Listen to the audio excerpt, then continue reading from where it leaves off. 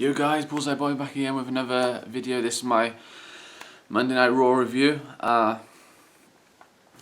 There was some really good spots, some really good moments, some shit ones as well as normal. But to begin the show, to begin the show, we had a video clip of, as everyone saw who watched the show, when they showed that video clip of Ambrose arriving.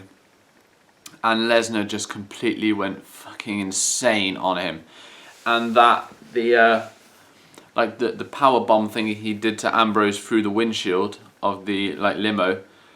I mean, you could hear it, and the crack on the it was so vicious. It just shows that Lesnar goes full throttle with his attacks. It was amazing. I mean, some fans loved it. Some didn't, because obviously it was it was Dean taking it, but just Brock was going insane, and just an amazing way to an amazing video clip to show off at the beginning of Raw, because it set up what they did afterwards. But to begin the actual Monday Night Raw, we had Vince McMahon come out for the Vincent J. McMahon Award. And he was saying, blah blah blah, who did, that they've got to have a really good soul and a generous person and all this, So I was expecting a wrestler or a former wrestler or someone.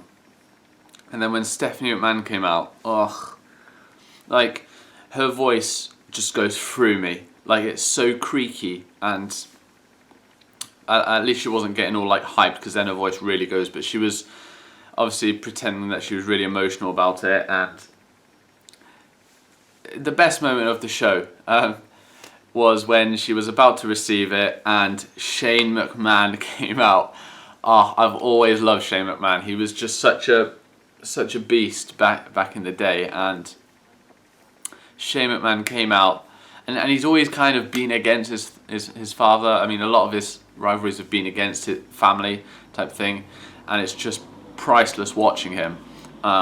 So he came out, and Shane McMahon back on Monday Night Raw is just, heaven, considering the shit we've been given. So Shane McMahon comes out and basically says that Stephanie doesn't deserve it. And, the crowd reception for Shane McMahon as well was incredible. So after that, obviously he went on a bit about, not wanting the award, but why he was there basically, and a deal him and Vince had made. So after Steph finally goes to the back, obviously Shane McMahon says the reason he's there is he wants to take over. He wants to be the manager of Raw. He wants to take over Monday Night Raw, which at this point, yes, we need Shane McMahon to run Monday Night Raw. So Vince McMahon is like, fine, I'll give you that opportunity as long as you compete in one last match at one specific place.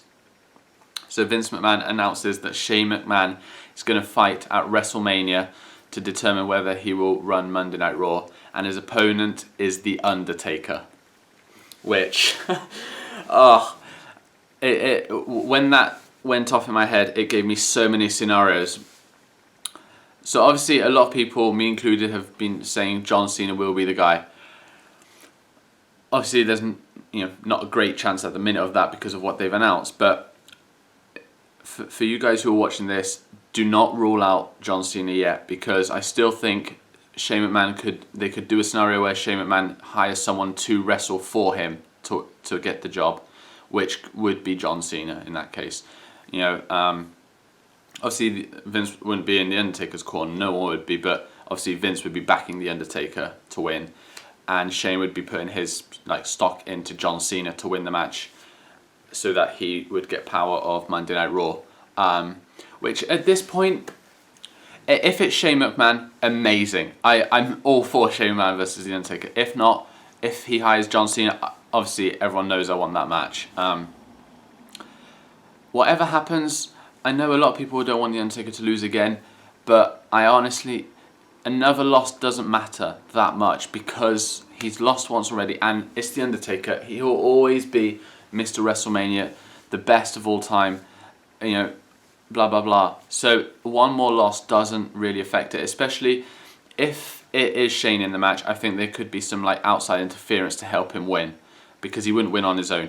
And it's a Hell in a Cell match, so just an awesome way to start the show. It was like 35 minutes long, but it was incredible, and we need Shane McMahon on Monday Night Raw, because Stephanie and Triple H just need to like go fuck themselves.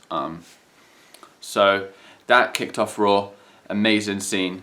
Then we had a triple threat. What am I on about? A 6-man tag between the Lucha Dragons and Neville versus the New Day, which ended in the New Day getting the win. Awesome spots in this match, with Neville doing the flip off the side of the ring onto Big E, and then he was like, not in a pin situation, but like he was above Big E, and Kalisto just jumped onto his back and did a flip onto Xavier Woods, which was insane as well. Great moments there. And it ended with Kofi hitting Trouble in Paradise, Trouble in Paradise on Sin Cara to get the 1-2-3. So New Day. I was so annoyed that we did not see Enzo and Big Cass. I thought when they won, that you could have them go back on the mic, start celebrating, and then Enzo and Cass come out. Because when the fuck are they going to come out? Like, yeah. WWE, it's just the show of disappointments half the time. So then we had Brock Lesnar and Paul Heyman come to the ring to obviously address what happened in the video clip earlier on. And Paul Heyman, best person on the mic of all time, outside of The Rock and like Stone Cold, people like that. As like a non-wrestler, Paul Heyman, best on the mic I've ever heard. So he's talking for Brock Lesnar, and they're saying that he had the match won and Dean ruined it all because he's a freak and a weirdo, basically. And so Brock Lesnar was saying that, if anyone's stupid enough to challenge him at WrestleMania, they're going to be in store for a match of their life type thing, and Brock Lesnar is the main event. So then on the Titantron, a ambulance comes on screen and like comes through the parking thing and basically into the arena. So the ambulance comes into the arena, and it's Dean Ambrose driving the ambulance, and he just like stops the ambulance, falls out of the door, and basically starts rolling down the ramp towards the ring. And then Lesnar gets out the ring and just walks over his head, stomps on his head and walks over him. And as him and Heyman go into the back, Ambrose calls Brock Lesnar and says he wants him at WrestleMania, which I'm not going to sit here and say I told you so or I was right or anything, but no one before Fastlane predicted Brock Lesnar, Ambrose, because they thought obviously the Wyatt family would interfere and it would be Brock versus Bray. I did expect that, but I did mention in a couple of my videos that I think there is a possibility of them going with Brock versus Ambrose. I didn't say it was going to happen, but I said there was a possibility.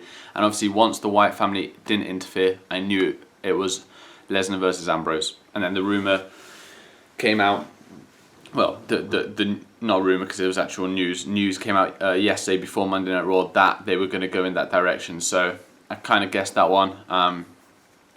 And obviously Brock Lesnar came back, F5'd Dean Ambrose outside the ring, and Heyman got the mic and said, "You're on." So, I mean, WrestleMania needs some star power, because at this point, I'll get to the main event of Raw, because the main event of Raw, which is obviously the main event of WrestleMania, is it's going to drag the whole show down. So we need some star matches before that, and having Lesnar Ambrose, I prefer that to Lesnar Bray Wyatt at this point. So that's a big match, Ambrose versus Lesnar, that WrestleMania got now, which they needed a big match like that. So that's great.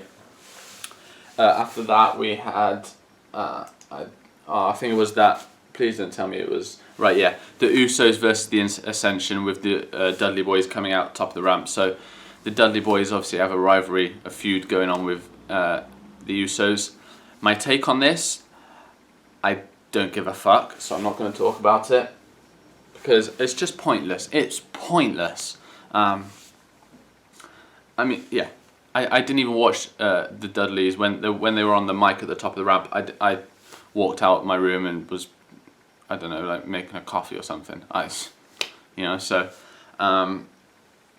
then we had Chris Jericho come in the ring and say how great his match was with AJ Styles, and that, you know, he respects him now, and just, you know, a great match between, you know, those two. And then he wants AJ to come out so he can congratulate him. So AJ comes out, shake hands. Really, really great moment. And then the social outcasts come out. I don't know. And then basically try taking the piss out of Jericho and Jericho and Y2J. Wow. I mean, yeah, Y2J and AJ Styles. But while trying to take the piss out of them, just make themselves look even more stupid, which they did. So great. And then basically they challenge. It ends up with Jericho and AJ Styles saying, "Oh, maybe we should be a tag team," and they have a match against See, this is so crap. I keep forgetting what they're called. Social Outcasts. So it's Heath Slater and Curtis Axel.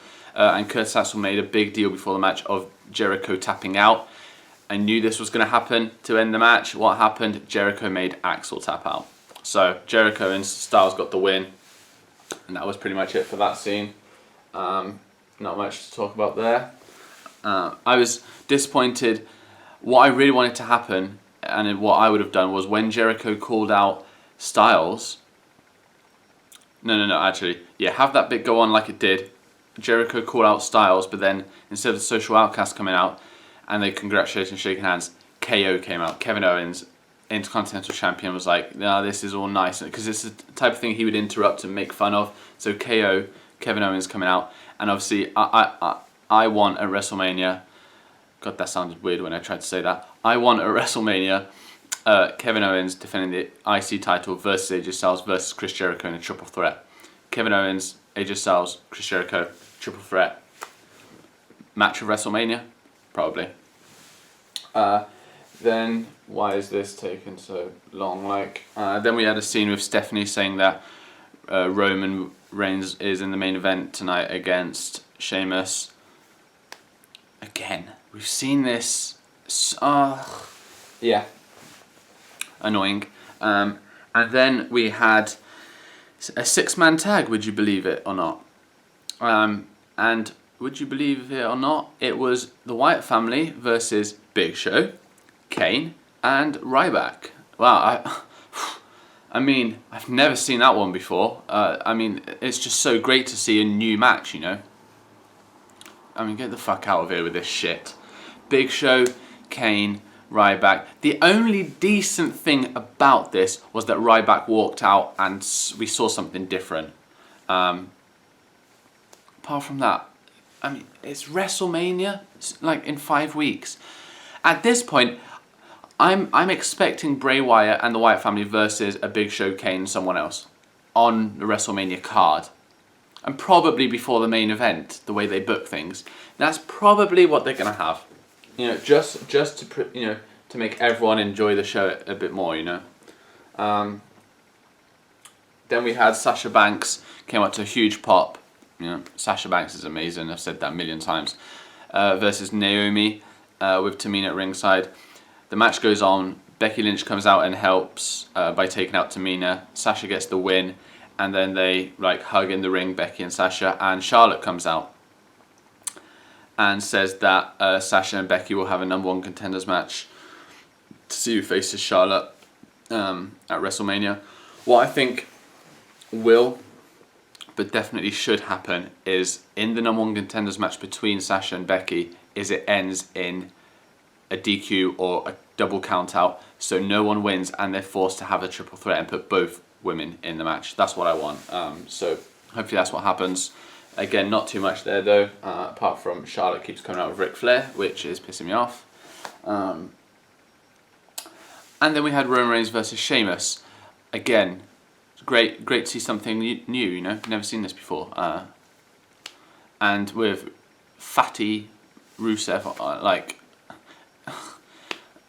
how he's getting married to Lana, I have no idea. Seriously now. I mean, he's so annoying when he opens his mouth. I know it's not real life voice, but I don't know. Roman Reigns versus Sheamus, shit match. And and it ended with Roman Reigns just spearing Sheamus on the outside of the ring, and Triple H coming out. So Triple H comes out, hate that dude as well. Triple H comes out, and Roman Reigns and Triple H just fucking go at it. Like punches, and they're brawling outside the ring. They're going absolutely crazy at this point. And this is the bit I really wanted to get to, guys. At this point, if WWE does not turn Roman Reigns heel by the end of WrestleMania, I think they will ruin Roman Reigns' career. It's that simple. I think if they don't do it, it will literally ruin his career. I'll speak about this a bit more in a second, but the brawl keeps going, and basically Triple H hits Roman Reigns in the throat with the ring bell, and then just goes crazy with Roman Reigns' head on the announcer's table, starts fucking bashing and bashing and bashing it, to the point where when Roman Reigns' head pops back up, he's got blood everywhere. It's just all over his face. It was gross. And this is how sad it is. The crowd were going insane for it. So if WWE's idea of having Roman Reigns get over, how is it ever gonna work? It's not gonna work. He's not. The way they've portrayed him is he doesn't care. He's just smiley about everything, and he's just not over. The crowd aren't taking to him as a face anyway. I like Roman Reigns in one sense, okay? One sense, because as a heel, I would love him, because he's a heel at this point in his career. He's a badass Samoan beast who will destroy people. When Sheamus was demolishing him in the first 5 minutes of the match, Reigns is a bit like a Lesnar, not as big, and probably not got the aura that Lesnar has or would have. But he shouldn't be getting beaten up for 5 minutes straight and making him look like John Cena. That's not Roman Reigns.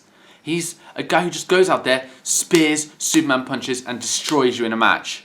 It's not this a 20-minute match, get destroyed for 18 of them, like John Cena does, and then AA someone at the end and win.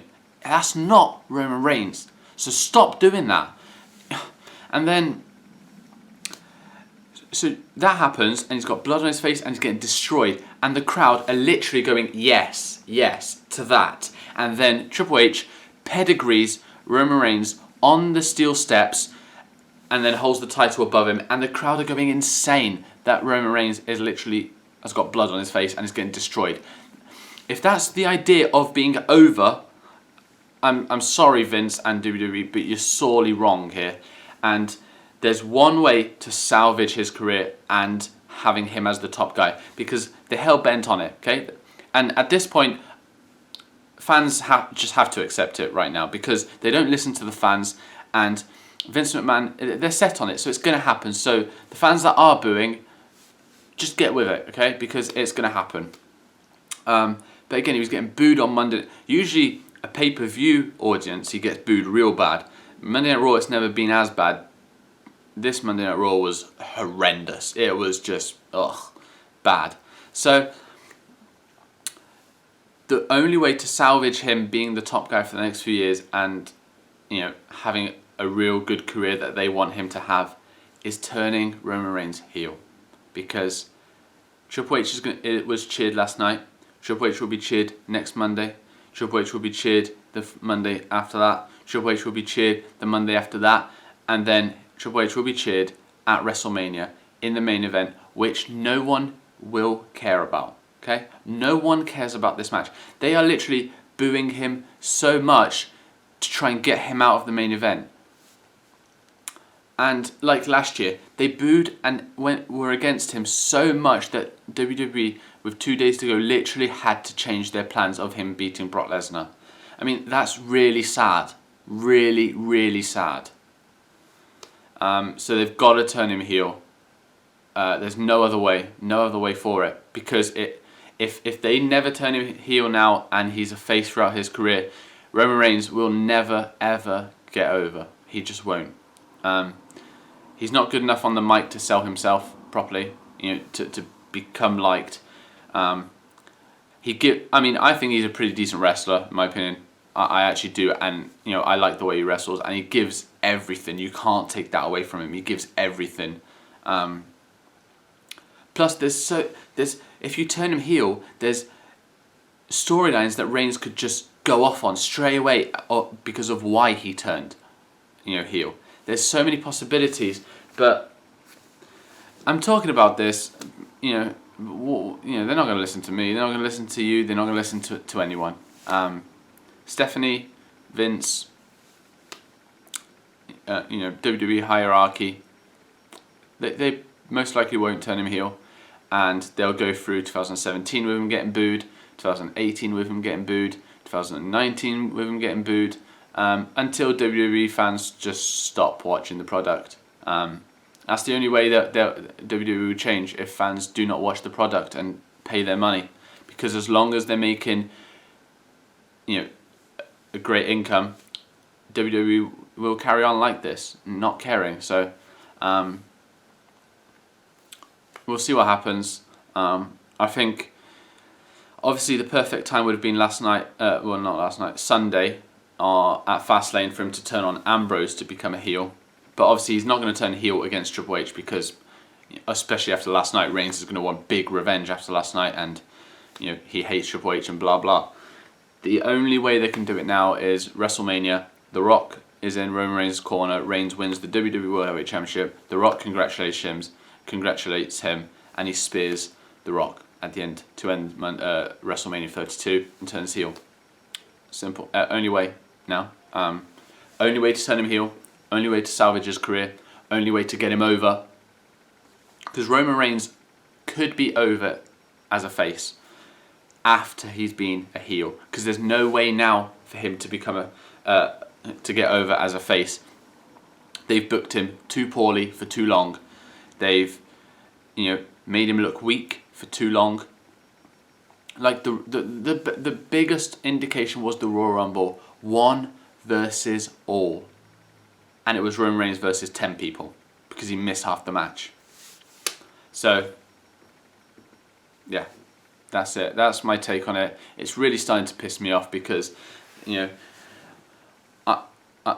I'd really like Roman Reigns to succeed because I like, he's got the look of a champion. He's got, the ability in the ring. I think he could, as a heel, he doesn't need anyone to speak for him. As a face, I think he could do with a Paul Heyman by his side or someone like that. As a heel, I think it would just come naturally to him because that's how his character is right now. And one more other thing before I end this video. His entrance, his theme, his attire, all of that is not helping. That is not helping him. They need to change all that stuff. The entrance through the crowd is fine because it's unique, it's different, and it works for him. Especially if, even though he's not over now, he's still getting, the crowd is still, giving him fist pumps and everything. So that's fine. Obviously, as a heel, that's probably not. I mean, but he could still get away with it with having security, between him and the fans. But the attire and entrance theme, he's got the Shield's music, and the Shield will reunite at some point in the future because it's a great stable, and they will. So he just needs to change. They need to change that as well because it's not helping. So, but yeah, that's my Raw review, guys. I hope you guys enjoyed as always. If you could like the video and subscribe, it means so much. I really appreciate it, and leave some comments. I love interacting with you guys. So that was my Monday Night Raw review, guys. Again, I hope you guys enjoyed, and see you soon. Bye.